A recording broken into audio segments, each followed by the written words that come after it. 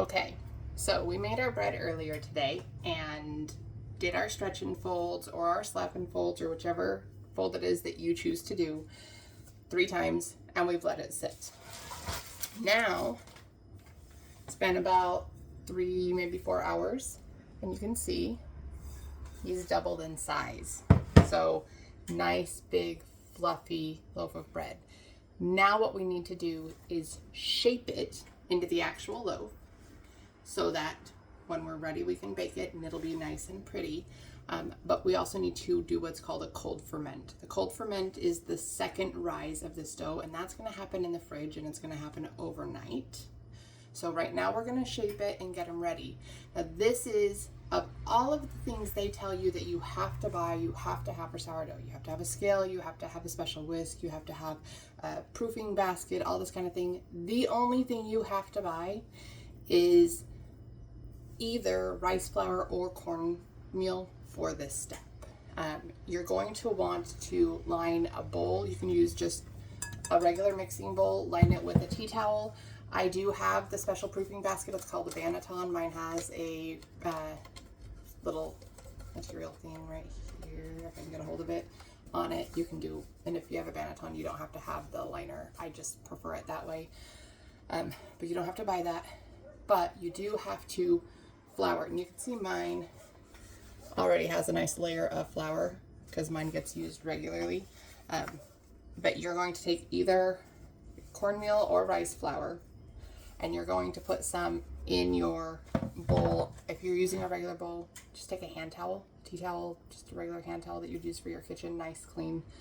Lay it in your bowl, dust it liberally with flour. That will work just fine. I do it all the time, especially if I'm making more than one loaf at a time, because I only have one Banneton. So I'm gonna turn my camera so you guys can see my countertop.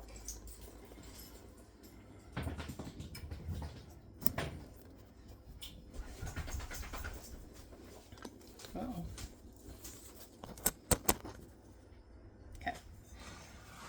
I'm going to take a little bit of either the cornmeal or the rice flour. I'm using rice flour. It's just a preference for me, but you can do it with either. The reason that that's important is because regular flour, as it sits, will absorb the moisture from your dough and will become a part of it and will no longer be lining your bowl or your towel to stop it from sticking. Whereas rice flour or cornmeal are not going to absorb into your dough. They'll just sit on the surface and keep it from sticking. You can see I'm getting my hand wet, and what I'm doing is I'm just going to work, do it this way so you can see, just going to work the dough out onto a surface that has been lightly dusted with whichever flour that I want.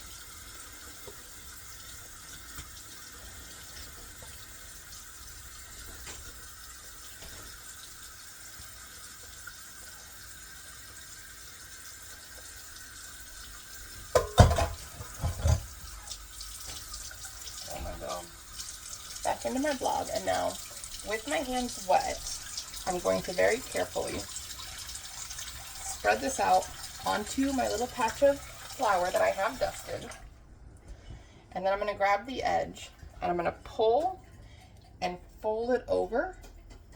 So now we have the part that's coated with the rice flour on the outside, and I'm going to do the same here, and I'm going to pull and fold over, and what we're doing is we're tucking in that sticky bit.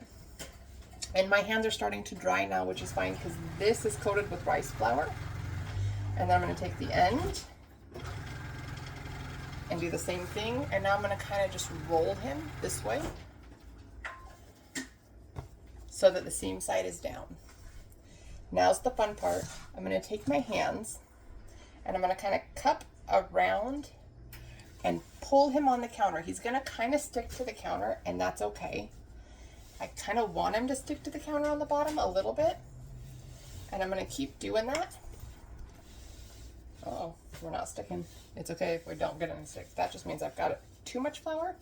It's just going to keep rolling until I find a sticky edge of him. I want him to stick on the counter a little bit, and as I pull him to me, it's creating tension on the top.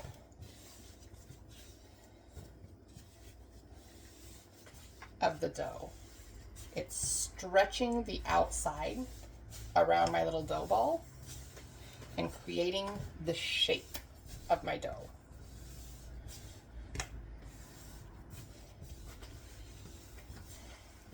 I have a little bubble here. I'm going to go ahead and pop that. I don't want a big bubble on the outside of my bread. So now that I've got some tension and a nice well-shaped dough, I'm going to get a little of this flour on my hand, and I'm going to flip them in, and then into my tea towel, I'm just going to set them right in the middle. If you have any bits or pieces, or if you're not sure that you got them tight enough, you can definitely pull and stitch them together, pinch them together here.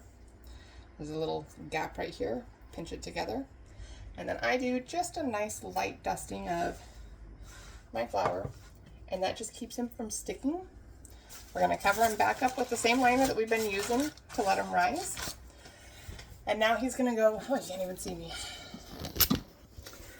Now he's going to go into the fridge for overnight. You can leave him in for up to 3 days before we pull him out and bake him. So the next time you see us, it will be baking day, and you will have a nice fresh loaf of sourdough. So good job.